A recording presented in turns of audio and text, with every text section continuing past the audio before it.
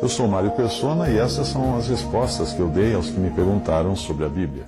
Você foi a uma reunião de irmãos congregados somente ao nome do Senhor e, além de perceber que não havia um pastor à frente, mas 2 ou 3 irmãos falavam, conforme 1 Coríntios 14, 29, que as irmãs não falavam na reunião, como ensina 1 Coríntios 14, 34, que não havia banda, orquestra ou artista se apresentando ali, como ensina Colossenses 3,16, e não lhe foi pedido dinheiro, como fala em 3 João 1,7. Além de tudo isso, chamou a sua atenção o fato de ninguém ali estar gritando glória, aleluia. E aí você perguntou se não poderia clamar glória a Deus ou aleluia, se assim você sentisse no seu coração. Bem, o fato de você sentir vontade de fazer algo durante a reunião da igreja não significa que esse sentir tenha vindo do Espírito Santo. Pode muito bem ter vindo da sua carne, das suas emoções, ou até de um condicionamento religioso que você recebeu durante anos numa denominação católica ou evangélica. Numa reunião da igreja ou assembleia, os espíritos dos profetas estão sujeitos aos profetas. 1 Coríntios 14, 32. E Deus exige de nós um culto racional. Como fala em Romanos 12, 1, isso é um culto inteligente e no total domínio do nosso corpo e das nossas emoções. Ninguém é tomado por alguma emoção forte, cai para lá, cai para cá, ou coisa assim, não. É um culto racional, um culto inteligente, um culto de pessoas que estão no controle das suas faculdades. Além disso, o mesmo capítulo que traz instruções precisas sobre as reuniões, a partir da frase que diz assim, que fazer, pois, irmãos, quando vos reunis, etc, etc, etc. Esse mesmo capítulo nos admoesta que faça-se tudo decentemente e com ordem. 1 Coríntios 14, 40. Ninguém consideraria ordem um lugar onde todos ficam gritando palavras, às vezes até encobrindo a voz do que fala ou daquele que faz uma oração. Isso não é ordem. Isso é desordem. Os meus pais me educaram a não interromper ou atrapalhar a fala de uma outra pessoa, mas esperar atento para o que a pessoa está falando, esperar ela terminar de falar para poder eu depois falar. Alegar que eu devo seguir meus sentimentos e emoções que criam em mim a vontade de gritar um glória a Deus durante uma reunião, mesmo que isso cause uma interrupção no andamento de uma pregação ou de uma oração, não tem fundamento, não tem qualquer fundamento bíblico. Nós não devemos deixar que o corpo e as emoções nos controlem, mas sim que o Espírito Santo faça a sua comunicação com o nosso espírito, o qual irá se manifestar através das nossas faculdades racionais. O culto racional. Se considerar que nós somos espírito, alma e corpo, 1 Tessalonicenses 5,23, não é à toa que a Bíblia sempre fala nessa ordem. Primeiro o espírito do homem, porque é a sua porção mais elevada. O corpo, e a nossa boca, que faz parte do corpo, não é? Deve agir comandado por nosso ser racional. E não pelo ambiente que nos cerca, ou pelas emoções que esse ambiente possa produzir em nós. Não, emoções são produzidas na alma, que pode ser influenciada pelo ambiente através do corpo. Mas é com o nosso espírito que o Espírito Santo irá tratar quando nós estamos em comunhão com o Pai. Percebe? É outro sentido que a coisa acontece. Não é do corpo para a alma, mas é do espírito para a alma. O mesmo Espírito testifica com o nosso espírito que somos filhos de Deus. Romanos 8,16. Pense na alma como o meio de campo entre o corpo e o espírito. Os sentimentos que a alma expressa podem tanto ter sido gerados pelo corpo, que é influenciado pelo ambiente, como pelo nosso espírito, o qual tem ligação com o Espírito Santo de Deus que habita em nós. Quando as emoções são geradas pelo corpo ou pelo ambiente que afeta o corpo, são emoções carnais. Quando geradas pelo Espírito e motivado pelo Espírito Santo, são emoções de outra natureza, são emoções espirituais. Você já percebeu o que acontece quando você vai a um lugar e está tocando uma música alta e bem ritmada? Sem perceber, você começa a acompanhar o ritmo da música com o pé, ou então a balançar o corpo, não é? Por que isso? Porque o nosso corpo de carne tem essa característica de copiar o ambiente externo, de entrar no ritmo, no compasso da música que toca ao nosso redor. Pode ser até que você esteja ouvindo uma melodia deprimente e, ainda que você não saiba a razão, saia dali deprimido, porque uma melodia mexe com a emoção. Mas se for a letra da música que mexeu com você, então ela mexeu com aquilo que é mais elevado em você, que é o seu ser inteligente e que possui um espírito, que é a sua parte mais elevada e que pode ter comunhão com Deus. Então entenda que o nosso culto a Deus é um culto racional, não é um culto emocional, ou embalado pelo corpo de carne e pelos sentidos que habitam no corpo de carne. Rogo-vos, pois, irmãos, pelas misericórdias de Deus, que apresenteis o vosso corpo por sacrifício vivo, santo e agradável a Deus, que é o vosso culto racional. Romanos 12, 1. Quando nós estamos congregados ao nome do Senhor, nós estamos no total controle dos nossos sentidos e em submissão ao Espírito Santo, que nunca irá nos dirigir de uma maneira que contradiga a sua palavra. Até mesmo os que falam, ou ministram, ou profetizam, né? Profetizar significa falar da parte de Deus, não necessariamente falar o que vai acontecer no futuro. Profetizar significa falar da parte de Deus, ser um porta-voz de Deus. Então, até os que falam nas reuniões não fazem isso como se estivessem num transe mediúnico, que não conseguem controlar. Nada disso. E nem atropelam o que está falando, porque isso não estaria dentro da ordem que é ensinada na doutrina dos apóstolos. Porque todos podeis profetizar, diz a palavra de Deus, um após o outro, para todos aprenderem e serem consolados. Os espíritos dos profetas estão sujeitos aos próprios profetas, porque Deus não é de confusão, e sim de paz. 1 Coríntios 14, 31 a 33. Quando alguém ministra ou ora numa reunião, ou faz uma oração numa reunião, todas as atenções são dirigidas a essa pessoa que fala, ou para entender e assimilar o que é dito por ela, ou para poder dizer o amém no final, se for uma oração, expressando assim a concordância com aquilo que foi orado. Então, se você der um grito, glória a Deus, aleluia, para quem você acha que todos irão dirigir o olhar e a atenção? Não é? E se todos fizerem isso também, igual a você, ao mesmo tempo, como é que alguém vai conseguir entender o que está sendo dito ali? Ninguém.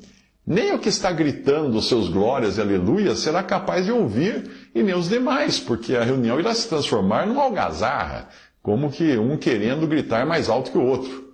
Ninguém vai sair ganhando com isso, e o resultado será o contrário do que a palavra de Deus ensina, que diz assim, mas o que profetiza fala aos homens para edificação, exortação e consolação. 1 Coríntios 14, 3. Quando você entender que essa balbúrdia toda dos cultos pentecostais nada mais é do que carne e desejo de promoção pessoal, com as pessoas competindo para mostrar quem grita mais ou quem tem o dom mais impactante, quando você entender isso, você vai entender também a razão da ordem determinada nas epístolas dos apóstolos. Infelizmente, a cristandade foi contaminada pelo movimento pentecostal que só trouxe desordem e fez de Cristo motivo de zombaria entre os incrédulos. Você chamaria uma reunião de cristãos bem ordenada se estiverem todos gritando ao mesmo tempo? Né? Você acha que isso é ordem? Vai numa sala de aula, tenta dar aula numa sala de aula, todos os alunos estão gritando. Talvez isso possa até funcionar num pregão da Bolsa de Valores, né? Mas não é isso que nós buscamos quando estamos reunidos. Nós estamos ali para ter a nossa atenção dirigida somente a Cristo, que deve ser o foco também dos que estão ministrando, que não falam de si mesmos, mas falam de Cristo. Não estamos ali para escutar gritos sem qualquer entendimento. Quando falta discernimento, quem toma o controle da situação é a carne. Mas a palavra diz, tudo, porém, seja feito com decência e ordem. 1 Coríntios 14, 40. Uma vez alguém contou que foi a uma igreja pentecostal e o pastor que pregava usava as bombas atômicas que incineraram milhares de pessoas em Hiroshima e Nagasaki.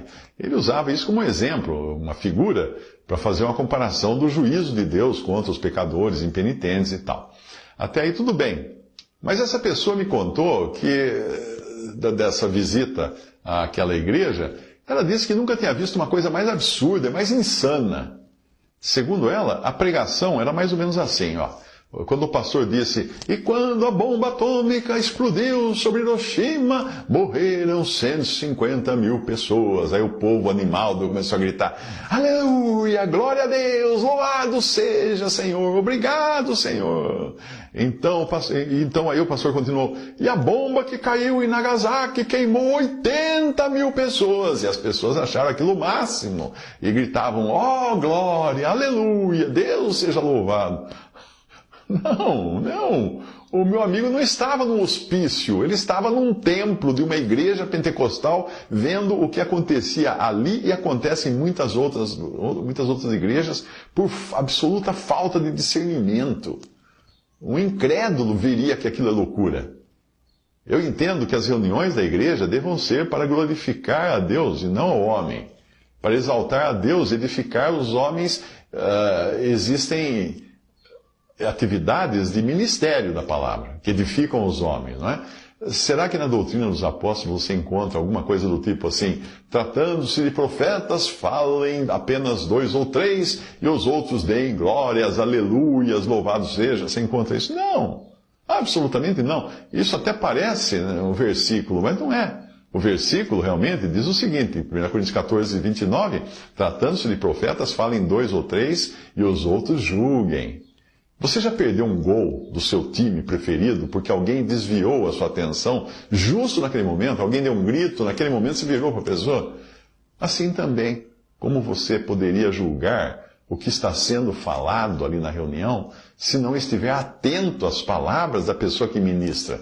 Mas ficar ali gritando e ouvindo os gritos dos outros ao seu redor. É claro que dentro de uma reunião de uma igreja, nos moldes dessa que tem um pastor à frente, os outros são só ouvintes, ninguém está julgando nada ali, né? Porque não fazem o que cumpre a palavra de Deus. Falem 2 ou 3, os outros julguem. Porque quem iria falar assim, ô pastor, o senhor falou uma coisa aí que está errada, está fora da palavra de Deus. Ninguém ia ter audácia, ousaria falar isso, né? Mas na ordem bíblica, falem 2 ou 3, os outros julguem. Todos estão ativamente participando, uns falando, outros julgando o que está sendo falado, segundo a palavra de Deus. Então a questão é a seguinte, como os outros poderão julgar enquanto eles estão gritando, aleluia, glória a Deus, se nem eles estão escutando? E como os ouvintes, os que quiserem ouvir, poderão acompanhar calmamente o raciocínio de quem ministra, se tiver um gritão, um berrão desse do seu lado, berrando como se fosse um desvairado sem entendimento e querendo aparecer ainda. E tem alguns que dançam, pulam, fazem um monte de coisa. Se não bastasse importunar os presentes nessas reuniões, em algumas dessas igrejas ainda colocam microfones e caixas acústicas voltadas para a rua, para importunar os vizinhos. Deus não é surdo, e eu tenho certeza de que se você glorificá-lo no seu coração, ele vai o escutar, ainda que faça isso em silêncio. Agora, quanto aos vizinhos, eles vão fechar as portas e os ouvidos da próxima vez que você tentar falar de Cristo a eles. Até o incrédulo tem mais discernimento nesse sentido. Até os ímpios entendem melhor as coisas do que muitos aí que se dizem cristãos. Quando o assunto é oração, um ora, e no final todos prestam atenção no que está sendo pedido, no que está sendo orado, e dizem amém, concordando com aquela oração.